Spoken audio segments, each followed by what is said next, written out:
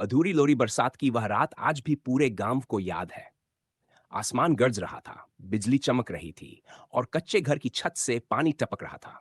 उसी घर के एक कोने में बैठी थी सरिता, अपनी गोद में 3 साल के बेटे आरव को कसकर पकड़े हुए। आरव बुखार में तप रहा था। माँ, ठंड लग रही है। उसकी मासूम आवाज सुनकर सरिता का कलेजा कांप गया। घर में ना दवा थी, ना पैसे। पति महेश को गुजरे 2 साल हो चुके थे, खेत भी गिरवी थे। बस यही एक छोटा सा घर और सरिता की ममता, यही उसकी पूंजी थी। उस रात सरिता ने अपने आखिरी चांदी के कंगन उतार लिए, वो कंगन जो उसकी मां ने शादी में दिए थे। बारिश में भीगती हुई वो 5 किलोमीटर दूर शहर के सरकारी अस्पताल तक पैदल चली। हर कदम पर उसके पांव कांप रहे थे, लेकिन उसकी गोद में सोया आर्व उसकी ताकत बना हुआ था। डॉक्टर ने दवा दी, कहा अगर 1 घंटे और देर हो जाती तो बच्चा बचाना मुश्किल हो जाता। यह सुनकर सरिता की आंखों से आंसू झरझर बहने लगे। उसने आर्व के माथे को चूमा और मन ही मन भगवान को धन्यवाद दिया। दिन बीते गए। सरिता ने घर जाकर बर्तन मांजे, खेतों में मजदूरी की ताकि आर्व पढ़ लिख सके। वो हमेशा कहती, मेरा बेटा बड़ा अफसर बनेगा, मेरी तकदीर बदलेगा।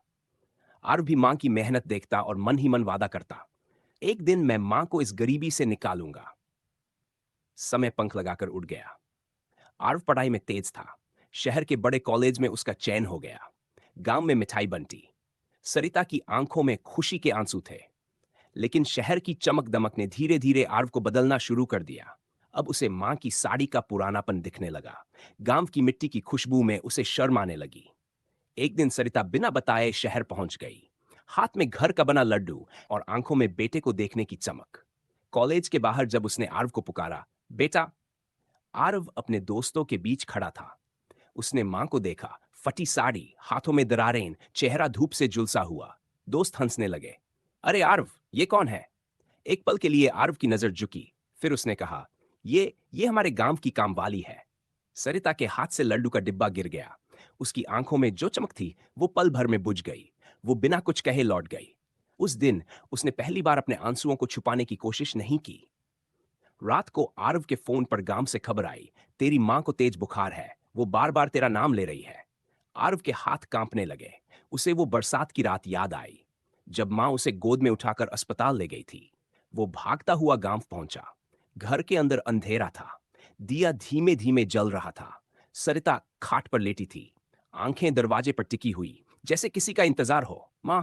आरव फूट फूट कर रो पड़ा। सरिता ने कमजोर हाथ से उसका चेहरा छुआ। मुझे पता था तू आएगा, आरव ने रोते हुए कहा। मां, मुझे माफ कर दो, मैंने बहुत बड़ी गलती कर दी। सरिता मुस्कुराई। बेटा, मां अपने बच्चे से कभी नाराज नहीं होती। मां की ममता बस देती है, बदले में कुछ नहीं मांगती। इतना कहकर उसकी आंखें धीरे धीरे बंद हो गई। आरव की चीख पूरे गांव में गूंज उठी। उस दिन उसे समझ आया, जिस मां से उसने शर्म की वही उसकी सबसे बड़ी पहचान थी। लेकिन क्या सच में कहानी यहीं खत्म हो गई?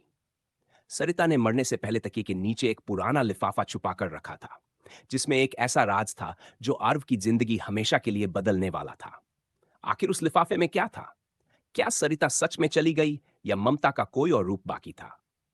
अगले एपिसोड में मां की आखिरी चिट्ठी, जहां खुलेगा वो रहस्य जो आंखों में फिर से आंसू ला देगा और दिल को हिलाकर रख देगा। जुड़े रहिए, क्योंकि मां की ममता कभी अधूरी नहीं होती।